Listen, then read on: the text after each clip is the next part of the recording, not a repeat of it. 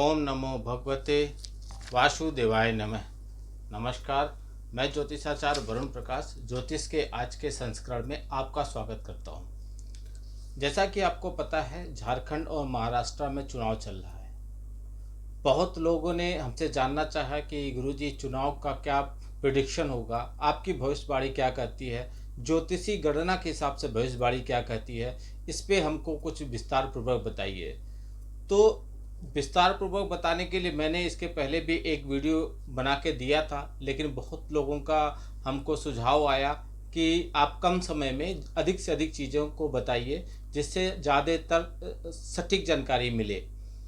तो सबसे पहले एक बात यह समझ लीजिए कि मैं एक ज्योतिषाचार्य हूँ। मैं जो भी बताऊँगा ये ज्योतिषी गणना के आधार पर बताऊँगा। किसी भी पार्टी या किसी से भी मेरा पक्षपात नहीं है, मैं बायस नहीं हो सकता। मैं ज्योतिषी गणना के हिसाब से जो है वह आपको बताऊंगा। काफ़ी मेहनत किया है, आप देख सकते हैं पेपर पे मैंने काफ़ी मेहनत किया, कुंडली वगैरह किया, काफ़ी रिसर्च किया मैंने। इस पे भी देखिए काफ़ी मैंने रिसर्च किया है। कुछ लोग वो मुझे कमेंट किए कि आप देख के मत बोलिए, जो भी है आप हमको बताइए। लेकिन क्या है, रिसर्च करना पड़ता है, देखना पड़ता है, पॉइंट बनाना पड़ता है। ये सारे मेहनत है, ये सारे मेहनत जो हमने किया है, इसके बारे में हम रिसर्च करते हैं, बनाते हैं, कुंडलियों पे अध्ययन करते हैं, फिर जाके आपको कुछ बताते हैं। पूरी चीज़ें पॉइंट टू पॉइंट लिखी रहती है, बहुत गणना करना पड़ता है, फिर जाके हम आपको जो भी बताते हैं वह ज्योतिषी गणना के हिसाब से बताते हैं। लेकिन फिर भी आप थोड़ा समझिए। तो सारांश में समझिए, मैं वीडियो बहुत छोटा बनाऊंगा कि महाराष्ट्र के बारे में पहले समझिए। तो महाराष्ट्र के पश्चिमी हिस्से में अपना प्रभाव रखने वाले अजीत पवार, जो अजीत पवार है, उनका प्रभाव महाराष्ट्र के पश्चिमी हिस्से में बहुत ज़्यादा है। उनका जन्म 22 जुलाई 1959 को हुआ था, दोपहर में 1:42 पर अहमदनगर करके महाराष्ट्र में एक जगह वहाँ पे हुआ था, जिसका बाद में नाम बदल दिया गया। तुला लग्न की इनकी जन्म कुंडली है और मई 2023 से नवंबर 2025 तक बुध में राहु की विश्वोत्तरी दशा चल रही है। बुध नवम भाव और द्वादश हानि भाव के स्वामी होकर राज्य सत्ता के दसम भाव में सूर्य के साथ बैठे हैं। तो जोड़ तोड़ और दल बदल की राजनीति के कारक ग्रह राहु अजीत पवार की कुंडली में 12वें घर पे बैठे हैं और किसी भी राजनीति से जुड़े हुए व्यक्ति के लिए राहु का प्रभाव बहुत ज़्यादा इंपॉर्टेंट होता है। तो इसका प्रभाव ये हुआ कि दो अजीत पवार इसके पहले अपना एक बार पाला बदल चुके हैं। 2023 में वह बीजेपी के साथ आ गए और अभी वो उप मुख्यमंत्री डिप्टी सीएम के पद पर हैं। किंतु बाद में बुध और राहु और शनि की कठिन दशा चुनाव में जो उनका ये मत आया था, ये राहु और शनि की कठिन दशा चली थी, जिसके वजह से लोकसभा चुनाव में जो अभी हुआ था कुछ दिन पहले, वह बारामती के चुनाव में अपनी पत्नी को नहीं जिता पाए। सुप्रिया सुले जी से उनकी पत्नी हार गई थी। अजीत पवार की पार्टी 4 सीट पर लड़ी थी और सिर्फ 1 सीट पर ही जीत पाई थी। अब आने वाली 24 जून से बुध की राहु में बुध जो वित्तोत्तरी दशा चली, विश्वोत्तरी दशा, इससे पार्टी में कुछ विधायक ऐसा ना हो जाए कि टूट के फिर से शरद पवार जी के साथ चले जाए। इसका उनको ध्यान रखना पड़ेगा। कब से? 24 जून के बाद से। अगर मैं देवेंद्र फडणवीस की बात करें तो देवेंद्र फडणवीस जी की कुंडली अभी जो जैसा गोचर चल रहा है, कुंडली में उनके चंद्रमा में कुंभ राशि में, चंद्रमा उनके कुंभ राशि में स्थित है, जिस पर उनका गोचर हो रहा है। शनि की अपनी 7.5 कुप्रभाव से वो ग्रसित हैं, वो पूरी तरह से जकड़े हुए हैं। 2 जुलाई 1970 की सुबह 6 बजे नागपुर में जन्मे बीजेपी के देवेंद्र फडणवीस का जन्म लग्न कर्क लग्न में हुआ था और चंद्रमा उनके कुंभ राशि में है। कर्क लग्न की देवेंद्र फडणवीस की कुंडली शनि अष्टम भाव के स्वामी होकर राज सत्ता के दसम भाव में बैठे हैं, जिसके कारण वर्ष 2019 में बुध शनि की दशा में वह मुख्यमंत्री पद पाने से चूक गए थे। 2022 में वो बगावत कर बीजेपी के साथ आए एकनाथ शिंदे को मुख्यमंत्री बनाकर बीजेपी के नेतृत्व में अपनी ताकत को उन्होंने काफ़ी थोड़ा सा कम कर दिया था। अब 7.5 के साथ केतु में चंद्रमा की अशुभ दशा के चल रहे वजह से देवेंद्र फडणवीस आने वाले दिनों में एक बड़े राजनीतिक संकट से गुजरेंगे। ऐसा उनके साथ होगा कि हो सकता हो कि वह जिस पद की लालसा रख रहे हैं, वो चाह रहे हैं कि इस बार मुख्यमंत्री बन जाए, ऐसा तो निश्चित तौर पे वो मुख्यमंत्री नहीं बन पाएंगे।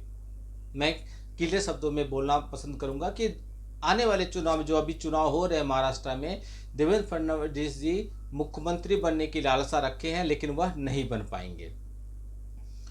अब मैं बात करूं तो उद्धव ठाकरे जी की, तो उद्धव ठाकरे जी का जन्म कुंडली है 27 जुलाई 1960 की, सुबह 10:14 पर मुंबई में इनका जन्म हुआ था।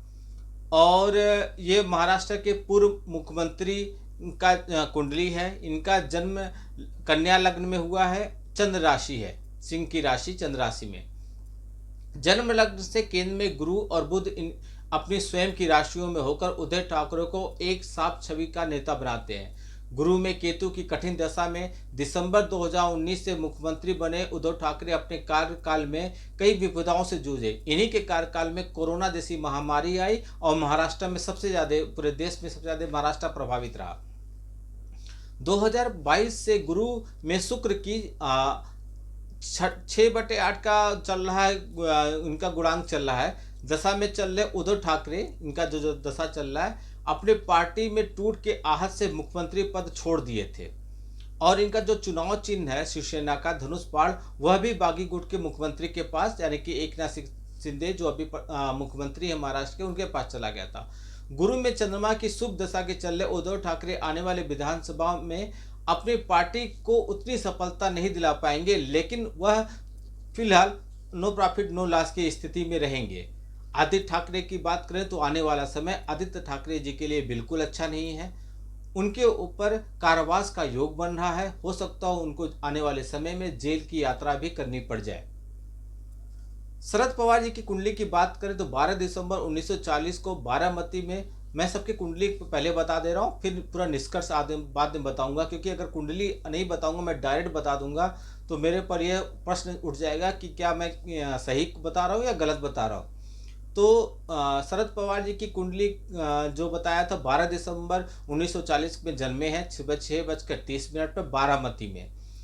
तो शरद पवार जी की कुंडली वृश्चिक लग्न की है। सूर्य और बुध का शानदार बुद्धातित्व योग इनके साथ चलता है, जिसके वजह से राजनीति के बहुत होनहार खिलाड़ी माने जाते हैं। किंतु विवादों और रोग के छठे भाव में पड़े शनि गुरु चंद्रमा की युक्ति ने इनकी पूर्व में कैंसर का रोग से राजनीति में बड़े उतार चढ़ाव का परिवर्तन दिया था, यानी कि बीमारियों से वजह से ये थोड़ा सा राजनीति में प्रभाव कम दिखने लगा। वर्तमान में शरद पवार की कुंडली में बुध की महादशा और शुक्र की अंतर्दशा चल रही है, जो 2025 तक चलेगी। शरद पवार वर्ष 2019 में महाराष्ट्र विधानसभा चुनाव के समय भी यह संकेत दे चुके थे कि यह चुनाव उनका आखिरी चुनाव है, लेकिन उन्होंने चुनाव बाद में लड़ा और अभी भी वो कह रहे हैं कि यह चुनाव उनकी आखिरी चुनाव है। किंतु वर्तमान समय में चल रही बुध शुक्र शनि की विस्तृत दशा की वजह से शरद पवार तमाम स्वास्थ्य समस्याओं के बावजूद आगामी जो भी अभी चुनाव चल रहा है, अपनी पार्टी को थोड़ा मजबूत कर पाने में सफल होंगे। अगर मैं बीजेपी, अब ये था पार्टी जो चल रहे हैं उन पे, अब बीजेपी और कांग्रेस के बारे में समझ लीजिए, क्योंकि ये मुख्य पार्टी हैं दो, इन्हीं के मिलजुल के सब गठबंधन बना हुआ है। बीजेपी के साथ जो गठबंधन बना है महायुति है, और जो कांग्रेस के साथ गठबंधन बना है तो महाअघाड़ी है। तो कांग्रेस और बीजेपी के बारे में समझ लेंगे तो यही समझने के लिए आपको झारखंड में भी काफ़ी आसानी होगा। तो बीजेपी की स्थापना 6 जुलाई 1980 में हुआ था, 11:45 पर दिल्ली में हुआ था। मिथुन लग्न की कुंडली में दसम भाव में इनके सूर्य बैठे हैं जो दिग्बली हैं, जिस वजह से पार्टी सत्ता के शिखर पर पहुंच गई है। लग्नेश बुध भाग्य धर्म में 9वें भाव में मित्र राशि में बैठे हैं, इस वजह से बीजेपी का धार्मिक पहचान है और इन्हें भाग का भी भरपूर साथ मिलता है। अभी बीजेपी के कुंडली में चंद्र में बुध की अंतर्दशा चल रही है। चंद्रमा द्वितीयेशी होकर अपने नीच की राशि में बैठे हैं। बुध लग्नेश होकर 9वें भाव में बैठे हैं। चंद्रमा पर राशि मंगल की दृष्टि है जो राजयोग का निर्माण कर रही है। छठा भाव संघर्ष का होता है जो मजबूत होता है, और दशमेश गुरु का साथ भी है षष्ठमेश के साथ, इसलिए यह पार्टी को संघर्ष में सफलता मिल रही है। बुध पर चूंकि बहुत बुरे ग्रहों का प्रभाव है, इसलिए इस बार सफलता में कुछ कमी रह गई थी लोकसभा चुनाव में। कांग्रेस की बात करें तो कांग्रेस की कुंडली मीन लग्न की कुंडली है और कन्या राशि की है, और वर्तमान समय में बृहस्पति की महादशा चल रही है। इस पे 6 मार्च 2019 से चालू है और 6 मार्च 2025 तक रहेगी। बृहस्पति की महादशा में ही मंगल की अंतर्दशा चल रही है, जो 6 सितंबर 2021 से लेकर 12 अक्टूबर 2022 तक बनी हुई थी। बृहस्पति लग्नेश के साथ चतुर्थ भाव में मिथुन राशि में बैठे हैं। बृहस्पति सप्तम भाव और अष्टम भाव की तरफ देख रहे हैं। इस स्थिति में कहा जाता है कि चतुर्थ भाव जिसे बृहस्पति बैठे हुए हैं वह जनता का केंद्र का होता है। वहां पर बृहस्पति स्थान की हानि दोष बना रहे हैं, अतः बृहस्पति की महादशा वहां पर बृहस्पति की वजह से जो दोष लगा वो जो हानि दोष का, इसके वजह से 2025 तक इनको परेशानी आएगी। इसके बाद शनि की महादशा आएगी और कांग्रेस की नया थोड़ा पार लगेगी, थोड़ी सी सुधार होगा। शनि की महादशा 2025 से लेकर लगभग 19 वर्ष तक चलेगी। शनि ग्रह की जनता का कारक ग्रह माना गया है, इसलिए कांग्रेस में उस वक्त थोड़ा बहुत उत्थान देखने को मिलेगा। कांग्रेस अध्यक्ष की बात कर लें, क्योंकि पार्टी अध्यक्ष का होना भी बहुत जरूरी है, उनकी भी कुंडली जानना बहुत आवश्यक है। तो कांग्रेस की जो अभी अंतरिम अध्यक्ष है सोनिया गांधी की बात करूं तो उनका कुंडली है कर्क लग्न की, मिथुन राशि की कुंडली है। उनके वर्तमान समय में शुक्र की महादशा चली है, जो 26 अगस्त 2019 से प्रारंभ होकर ये अगस्त 2039 तक चलेगा।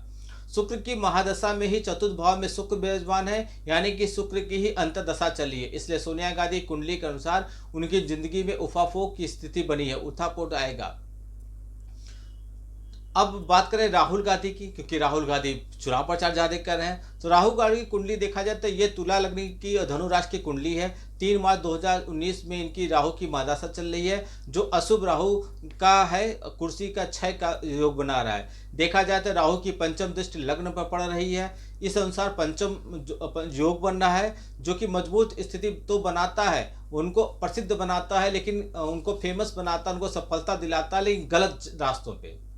यानी कि उनको ऊपर अल्छम लगा के उनको फेमस कर दिया जाएगा, उनको ब्लेम लगा के फेमस कर दिया जाएगा। फेमस तो होंगे लेकिन वो गलत रास्तों पे जाके। नरेंद्र मोदी कुंडली की बात किया जाए तो 17 सितंबर 1950 के जन्मे ये नरेंद्र मोदी जी के हैं।